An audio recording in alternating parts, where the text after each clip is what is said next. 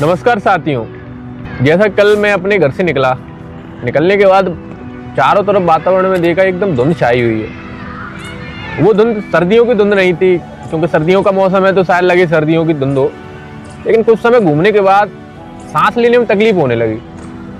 और जब मैंने अपना फ़ोन निकाला और गूगल पे देखा तो 335 एयर क्वालिटी इंडेक्स बता रहा था, जो कि वेरी पुअर क्वालिटी में है, जिसमें सांस लेना अपने आप में जहर के समान है। वहीं राजनीति में इस पॉल्यूशन को लेकर एक दूसरे के ऊपर आरोप लगाते रहते हैं कि 4 नवंबर या 5 नवंबर पिछली साल इससे भी ज़्यादा था, इस बार हमने कम कर दिया है। परंतु है तो पॉल्यूशन, क्या ये ख़त्म नहीं हो सकता? क्या ये ऐसे ही चलता रहेगा? जो दिल्ली में रहने वाले लोग हैं उनकी आयु दिन प्रतिदिन कम होती जा रही है। क्या ये सब कुछ संभव हो सकता है कब? जब सरकारें या नेताएं अपनी तरफ से प्रयास करें, परंतु उनके प्रयास किस दिशा में प्रयास हैं समझ नहीं आ रहा। तो इसी पर हम बात करेंगे और समझेंगे कि क्यों पॉल्यूशन को मुख्य प्रायोरिटी बनानी चाहिए इस समय। जो हमारे भारत देश के जो मुख्य शहर हैं, दिल्ली है, मुंबई है, बेंगलोर है, हैदराबाद है, इनमें पॉल्यूशन दर नॉर्मल से बहुत अधिक है। सरकार कहीं ना कहीं उनको काबू करने में नाकाम है। क्यों नाकाम है? क्या सरकार के पास पैसा नहीं है इन चीज़ों को या इस पॉल्यूशन को रोकने के लिए, या सरकार के पास तकनीक नहीं है? अभी कुछ दिनों पहले अभिषेक जी, आपको भी पता होगा, कानपुर से एरोप्लेन मंगवाया गया आर्टिफिशियल रेन के लिए, ताकि पॉल्यूशन को कम कराया जा सके, परंतु वो प्रयास सरकार का असफल रहा।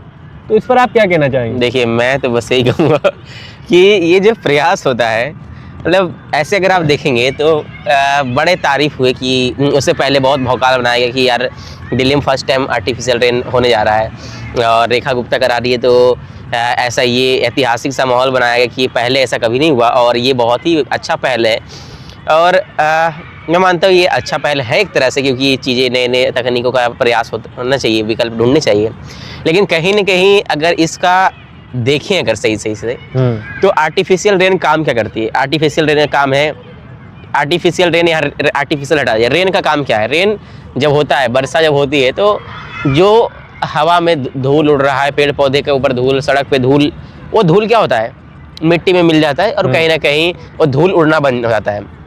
हालिया रिसर्च कहती है कि लगभग अगर 100% कहीं पोल्यूशन हो रहा है तो ये तय है कि 50% पोल्यूशन आपका वहाँ धूल जिम्मेदार है और 50% वहाँ के वाहन और भी तमाम जो चीज़ें होती हैं वो।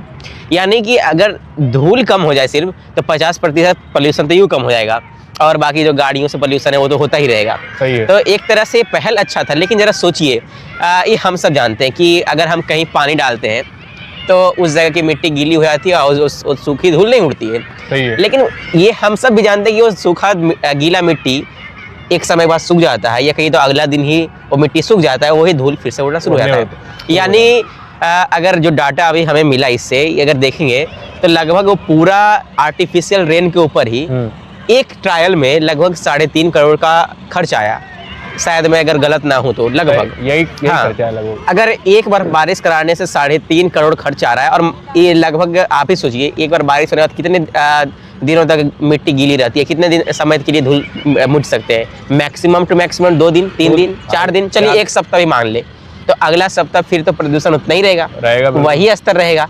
यानी अगला सप्ताह फिर आपको 3.5 करोड़ या 1 करोड़ जो भी खर्च करना ही पड़ेगा। और हर सप्ते यानी पूरे सर्दियों में कितने सप्ते हो जाएंगे इस तरह से? 4 महीने लगभग। अगर इस तरह कैलकुलेशन करें तो कहीं ना कहीं ये जो टेम्पररी उपाय जो सरकार ढूंढ रही है, बिल्कुल ही मुझे नहीं लगता कि सही ये इसे उपाय कहना चाहिए।